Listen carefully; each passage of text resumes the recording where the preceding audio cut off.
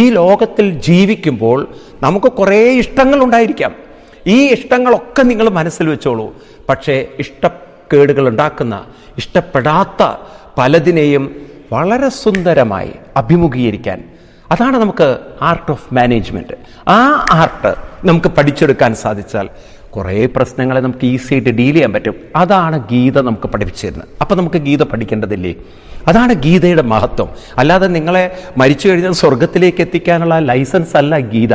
അങ്ങനെയുള്ള ഒരു മണ്ടത്തരവും ഗീത പഠിപ്പിക്കുന്നില്ല. മരണാനന്തരമുള്ള ജീവിതത്തെക്കുറിച്ചല്ല ഗീത പറയുന്നത്.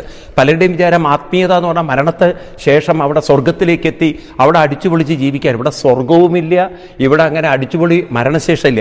മരിച്ചു കഴിഞ്ഞിട്ട് ആർക്ക് വേണം ജീവിക്കാൻ? ഇവിടെ ജീവിച്ചിരിക്കുമ്പോൾ നിങ്ങൾക്ക് ജീവിക്കണോ? ഇവിടെ ജീവിച്ചിരിക്കുമ്പോൾ നിങ്ങളുടെ ജീവിതം സുന്ദരമാക്കണോ? അതാണ് ഗീത പറഞ്ഞു തരുന്നത്. അതുകൊണ്ടാണ് ഗീത പഠിക്കണം എന്ന് ഞാൻ ആവർത്തിച്ച് നിങ്ങളോട് പറയുന്നത്. നിൽക്കട്ടെ.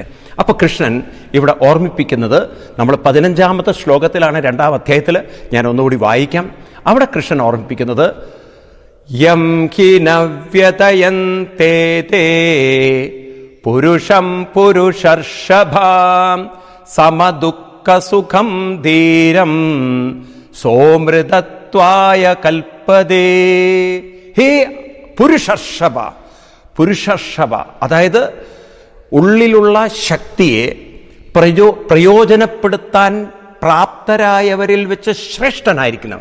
അതായത് തന്നെ ഉയർത്താനും തൻ്റെ ജീവിതം മാറ്റിമറിക്കാനും തയ്യാറാവുന്നവരിൽ അഗ്രഗണ്യ സ്ഥാനത്ത് നിൽക്കുന്ന. എന്തുകൊണ്ടാണ് അർജുനനെ വിളിച്ചത്? കാരണം അർജുനൻ കൃഷ്ണനോട് പറഞ്ഞിട്ടുണ്ട്, എനിക്ക് അങ്ങ് പറഞ്ഞു തരൂ എന്താണ് യഥാർത്ഥ ജീവിതം, ഞാൻ അത് പ്രകാരം പ്രവർത്തിക്കാൻ തയ്യാറാണ്. അപ്പം നമ്മളൊക്കെ പുരുഷർഷഭന്മാരായിട്ടില്ല. കാരണം നമുക്കൊക്കെ നന്നാവണമെന്ന് ആഗ്രഹമുണ്ട്.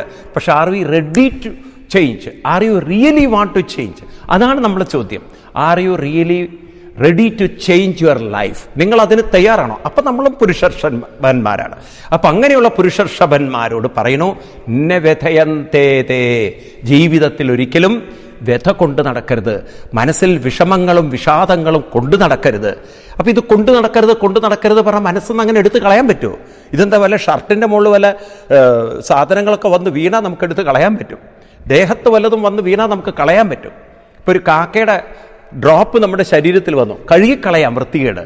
പക്ഷെ മനസ്സിൽ ദുഃഖം എന്ന് പറഞ്ഞാൽ കഴുകിക്കളയാൻ പറ്റില്ലല്ലോ. അത് മനസ്സിൽ നിന്ന് അങ്ങോട്ട് പോവണ്ടേ? നമ്മളെല്ലാവരും പറയാറുണ്ട്, ഓ ഒന്ന് മനസ്സിൽ നിന്നൊന്നും പോയി കിട്ടിയാൽ മതിയിരുന്നു. ആ ഒരു വിഷമം, ചില സമയത്തുള്ള വിഷാദം, ദേഷ്യം, നിങ്ങളെ മറ്റുള്ളവരൊന്ന് പബ്ലിക്കലി ഇൻസൾട്ട് ചെയ്തിട്ടുണ്ടെങ്കിൽ ആ ഒരു സമയത്ത് നിങ്ങൾക്കുണ്ടാകുന്ന മാനസികമായ ഒരു വല്ലാത്ത സംഘർഷം,